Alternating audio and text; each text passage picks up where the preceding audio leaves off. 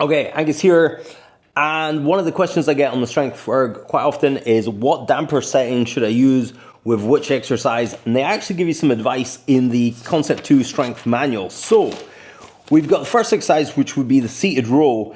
It's saying between 1 and 4. So you got this handy little dial you can see here, and you got also the embossed numbers here. So between 1 and 4 for the seated row, and I find that works really well for the seated row. Then for the leg press, it's saying something between 7 and 10.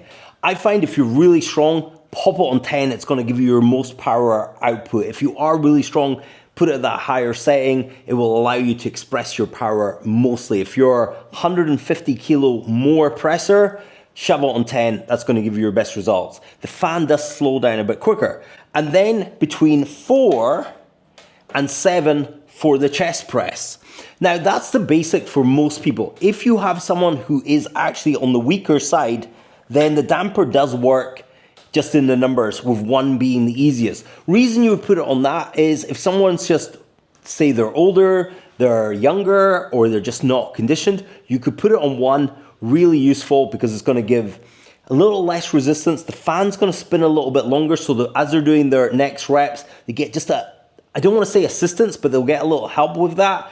And it's a good way of monitoring up the system. So you could get someone on day 1, you put it on 1, after a month of consistent training, you say, hey, I'm gonna move the damper to 2, and that's just gonna change the resistance and the feel a little bit more. I would stick with that 1 to 5 for the row, and the 7+ for the leg press, and the 4 to 7 for the chest press. So I wouldn't go necessarily past those numbers. If someone is very strong on chest press, you can ramp that higher if you want to. I found 8 and 9 to be quite useful, and 10 maybe just a little hard on the chest press. For row, my son is currently #1 in the world, and he had it on a 4 for those records, so that's quite useful on there. The other consideration with the damper is, are you doing heavy kind of explosive work with time under tension? Then ramp the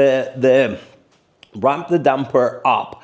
Reason being is it's going to take longer to press, more time under tension, more putting your load. As you finish the rep, because the fan is more open, it slows down more instantly. So when you redo your set, you're starting from that dead stop again, and you have to go again. If you've got an athlete that's wanting to do more sort of speed work and a little bit more explosive, doesn't matter how strong they are, you can put that down on 1, and that's quite interesting to do that with leg press, quite interesting to do that with chest press and the seated row, because they're gonna be able to move a little bit faster. They're gonna create that explosion, and they'll move a little bit faster, and what you're trying to do is improve the speed at which the machine is going. It's not quite velocity-based training, because I find the machine overall has you time under tension a little bit longer than, say, doing a rapid set with a barbell. You can't quite do a rapid set with this, but you can definitely do that more speed style, less resistance, more explosive work at that end, and then have a play about. So some of my football kids, I'm putting the resistance quite low and letting them blast out